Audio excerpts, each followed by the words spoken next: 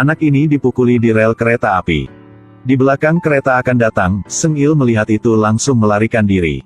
Song-su mengambil kotak es krim dan hendak melarikan diri tetapi kakinya tersangkut di rel pada tahun 1969. Song-su adalah seorang yatim piatu. Sejak dia masih kecil, dia hanya tinggal bersama adiknya.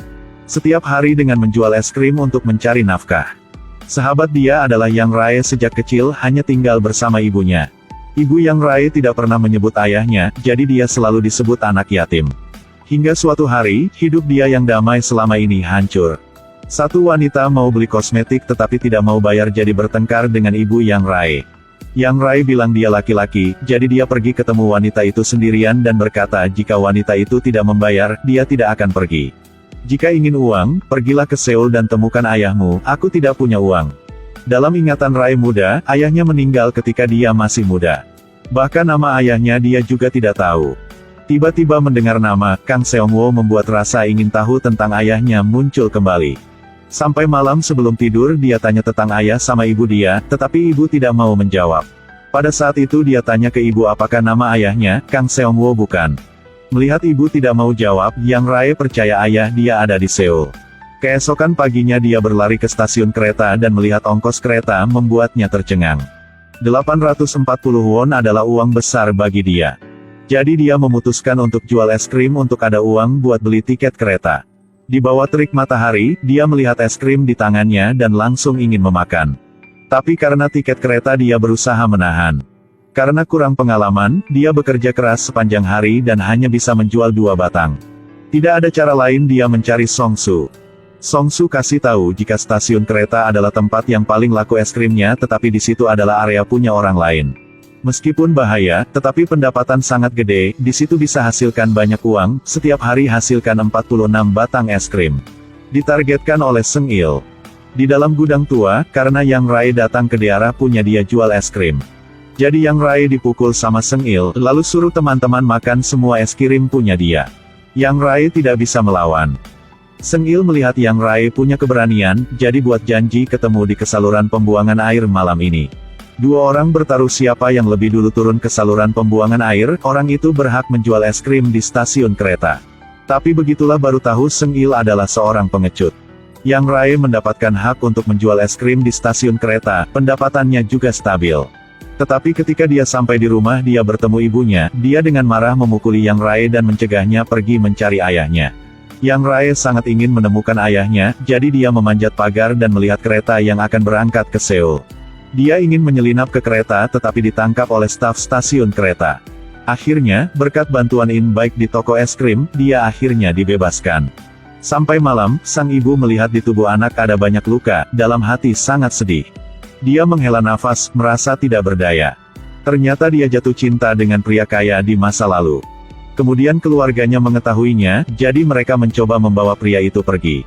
Jadi dia menyembunyikan fakta bahwa dia punya bayi karena dia takut mereka akan mengambil bayinya. Satu hari pemilik pabrik es krim suruh In-bike datang ke Seoul penyelundupan jam tangan. Ketika Yang Rae tahu In-bike akan berangkat ke Seoul, dia langsung lari ke stasiun. Yang Rae berikan informasi punya ayah untuk In-bike, minta tolong dia untuk mencari ayahnya. Karena belum cukup uang untuk beli tiket kereta jadi dia terus jual es krim. Tunggu sampai hari In-bike akan pulang, dia sudah menunggu lama di luar stasiun. Karena staf stasiun periksa ketat penyelundupan, saat panik In-bike menjatuhkan tas. In-bike ditangkap. Hari Seng-il dan Yang Rae turun ke saluran pembuangan air, Song-su diam-diam mencuri sepatu punya Seng-il. Dia dikejar sama kelompok Seng-il sampai ke rel kereta.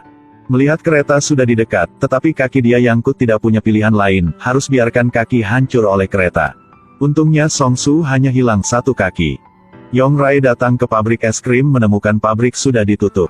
Dia tidak bisa membeli tiket kereta lagi. Yang Rae datang ke penjara untuk kunjungi In-bike, dikasih 1 kertas sama dia. Di kertas itu ada tulisan alamat punya ayah Yang Rae. Sampai malam Song-su temui Yang Rae dan berikan tabungan punya dia.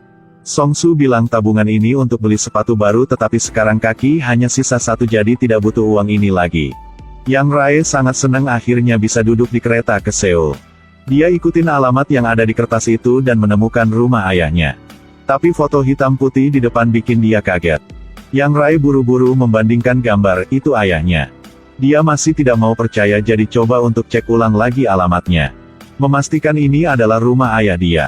Yang Rai menangis seperti air hujan. Dia tidak bisa percaya jika ayah dia sudah meninggal. Dalam jalan pulang, duduk di kereta dia tidak bisa menerima kenyataan ini. Sampai ke pintu rumah, melihat ibu sudah menunggu lama. Yang Rai memeluk ibunya dan terus menangis. Suatu hari guru perintah semua harus tulis satu surat untuk ayahnya.